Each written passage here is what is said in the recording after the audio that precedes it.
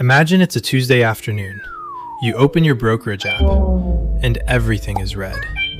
Down 5%, down 10%, down 15%. Your heart is pounding. Your finger is hovering over the sell button. What do? Most people get it wrong. Here's what actually works. Most people lose money in a crash, not because the market failed them, but because they panicked and sold at the worst possible moment. Preparing for a crash isn't about predicting the future. It's about having a plan so boring that you don't have to think when everyone else is losing their minds. First, let's talk about what a crash actually is. A crash is a rapid, widespread drop in stock prices, usually 10% or more from recent highs. It feels like the end of the world. News channels run countdowns. Your uncle sends you articles about 2008. But here's the thing the news doesn't tell you.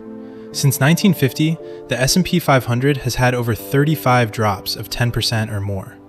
That's roughly one every 2 years. And despite every single crash, the market has always recovered and gone on to reach new highs. Always. Not sometimes. Always. The only people who got permanently hurt were the ones who sold at the bottom and never got back in. So how do you prepare so you're not one of them? There's a simple framework. No complicated strategies, just a few decisions you make once and then ignore. The first piece is the 5-year rule. Money you need in the next 5 years does not belong in the stock market. That's your emergency fund, your down payment, your tuition. That money lives in a high-yield savings account or short-term bonds. It earns less, but it doesn't disappear overnight. Why 5 years? Because every crash in modern history has recovered within 5 years. The dot-com crash took about 4 years. 2008 took about 5.5. If you don't need the money before then, you can just wait. So look at your savings. Anything you'll spend in the next 5 years, move it out of stocks. That's not lost opportunity, that's sleep insurance. Next, you need a crash shopping list. When the market drops 20%, stocks go on sale. Do you know what you want to buy? Most people don't, so they freeze. Or worse, they buy whatever has dropped the most, usually the riskiest stuff. Preparation means having a list written down before the crash.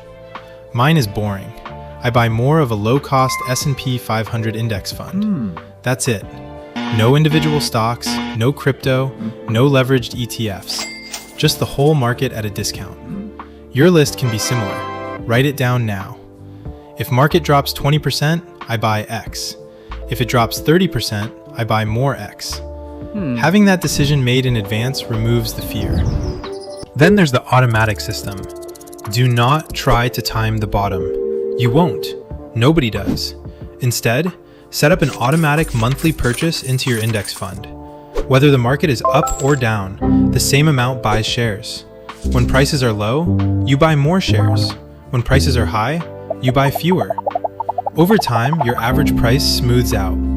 And here's the beautiful part. During a crash, your automatic purchase buys shares at a huge discount. You don't have to be brave. You don't have to watch the news. The machine just keeps running. That's dollar cost averaging. And it's the closest thing to a free lunch in investing. And here's the most important part. When the crash happens, your only job is to not sell. Don't check your portfolio every hour. Don't watch financial television. Don't call your brother-in-law who thinks he's a day trader. Go for a walk. Read a book. Do literally anything else. Because the moment you sell in a panic, you lock in the loss. As long as you hold, you still own the same number of shares. The shares will recover. They always have. Write it on a sticky note if you have to. I will not sell during a crash. Put it on your monitor. I know what you're thinking. What if this time is different?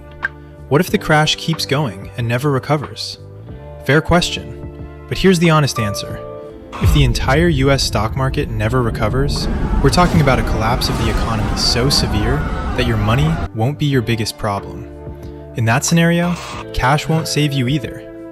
But historically, every single crash has been followed by a recovery. Every one. The people who sold in 2008 and stayed in cash missed a 400% gain over the next decade. That's the real risk, not the crash itself, missing the recovery. Think of a crash like a winter sale at your favorite store. The prices are slashed. Do you run away?